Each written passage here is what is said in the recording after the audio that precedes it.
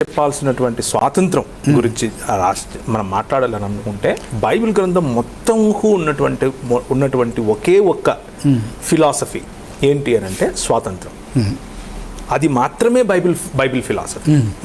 దాన్ని మించి లేకపోతే దానికి బయట ఇంకేది లేదు. అంటే ఏ స్వాతంత్రం గురించి దాని గురించి కూడా మాట్లాడతాను.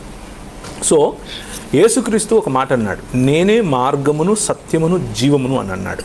ఈ మూడు లేకపోతే మనిషి స్వాతంత్రంలో ఉండడు. ఈ మూడు లేకపోతే మనిషి బానిసత్వంలో ఉంటాడు.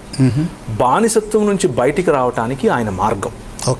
బానిసత్వం నువ్వు బానిసగా బ్రతకాల్సిన అవసరం లేదు, నేను వచ్చేసాను అని తెలుసుకునే సత్యమే బానిసత్వ విముక్తి. అలాగే నువ్వు కోల్పోయిన జీవితాన్ని నేను ఇస్తాను, అబండెంట్గా ఇస్తాను, అంటే ఎక్కువగా ఇస్తాను అని చెప్పి పిలిచేటటువంటి జీవమే ఈ బైబిల్ చెప్పేటటువంటి జీవం. కాబట్టి స్వాతంత్రానికి అవసరమైనటువంటి ఈ మూడు యేసుక్రీస్తు అవి చేయటానికే వచ్చాడు. ఇది నేను ఎలా చెప్పగలుగుతున్నాను అని అంటే లూకాసు వార్త 4వ అధ్యాయంలో మనం చూస్తాం. ప్రభువు ఆత్మ నా మీద ఉన్నది, బీదలకు సువార్త ప్రకటించుటకును, చెరలో ఉన్న వారిని విడిపించుటకును, గుడ్డివారికి కన్నులు తెరుచుటకును అంటూ ఆయన యెషయా గ్రంథం 61వ అధ్యాయంలో ప్రవక్తల గ్రంథం యొక్క సారాంశముగా చెప్పబడేటటువంటి ఆ అధ్యాయములు ఏదైతే ఉందో 50 నుంచి 62 వరకు 64 వరకు ఉన్నటువంటివన్నీ కూడా ఇశ్రాయేలును ఎందుకు దేవుడు ఎన్నుకున్నాడు అన్నటువంటి నెరేటివ్, ఒక కథనంగా అది ఉంటుంది. ఎందుకు అనంటే ఎందుకు ఎన్నుకున్నాడు అనంటే ఇప్పుడు యేసుక్రీస్తు ఇచ్చేటటువంటి మార్గ సత్య జీవములు ఏంటి, ఈ యేసుక్రీస్తు ఆఫర్ చేసేటటువంటి ఫ్రీడమ్ ఏంటి, మనుష్య కుమారుడు నిన్ను స్వతంత్రుడుగా చేస్తే నువ్వు స్వతంత్రుడివి అయి తీరతావు అని యోహాను సువార్త 8వ అధ్యాయంలో చెబుతాడు. ఏంటి ఇంతకు ఈ స్వాతంత్రం అని అంటే ఇప్పుడు బైబిల్ చెప్పే అసలు స్టోరీ తెలుస్తుంది. చాలా మంది ఏమనుకుంటారు అని అంటే బైబిల్ యొక్క కథనం ఈ లోకమంతా మాయ, ఈ లోకమంతా వేస్ట్, ఇక్కడ చనిపోయి మనం పరలోకం వెళ్ళిపోవాలి అనేటట్టు అనుకుంటూ ఉంటారు. అంటే భూమి అంటే లోకంలో ఉండి లోకానికి అతీతంగా బ్రతకాలి అనే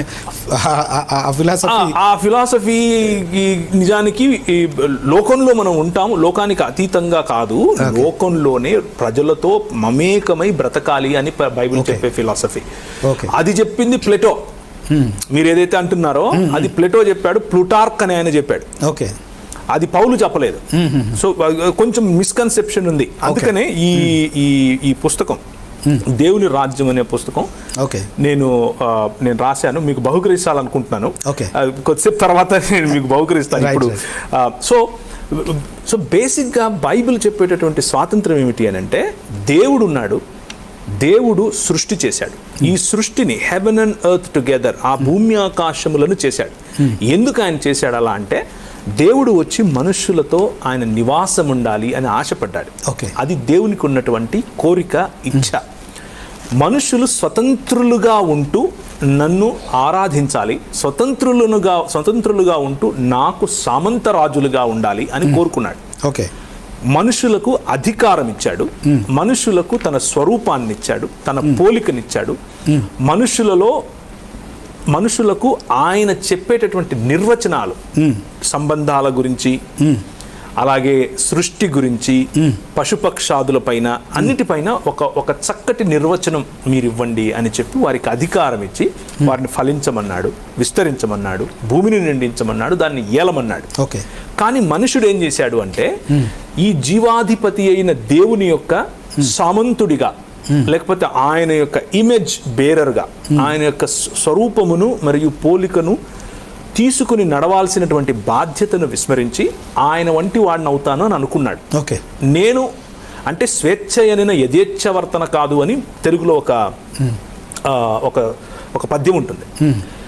స్వేచ్ఛ అయిన యథేచ్ఛవర్తన కాదు అన్నది బైబిల్లో నుంచి తీసుకున్నటువంటి ప్రిన్సిపల్. ఎందుకు అనంటే దేవుడు బౌండరీస్ ఉంచాడు.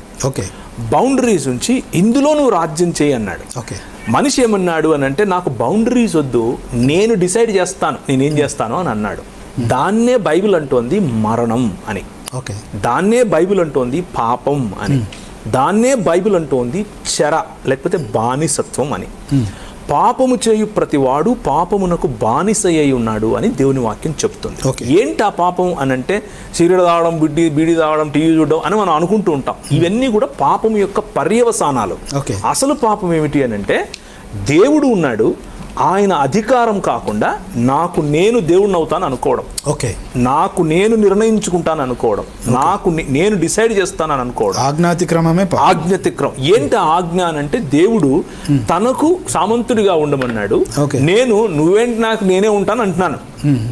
అది దేవుడు ఇంకొక దాని కారణంగా మానవుడు ఏమయ్యాడు అని అంటే చెరలోకి వెళ్ళిపోయాడు, బానిసత్వంలోకి వెళ్ళిపోయాడు. Okay. ఇప్పుడు ప్రభువైన యేసుక్రీస్తు వచ్చి ఏం చెప్తున్నాడు అని అంటే, నువ్వు బానిసత్వం నుంచి బయటికి రా.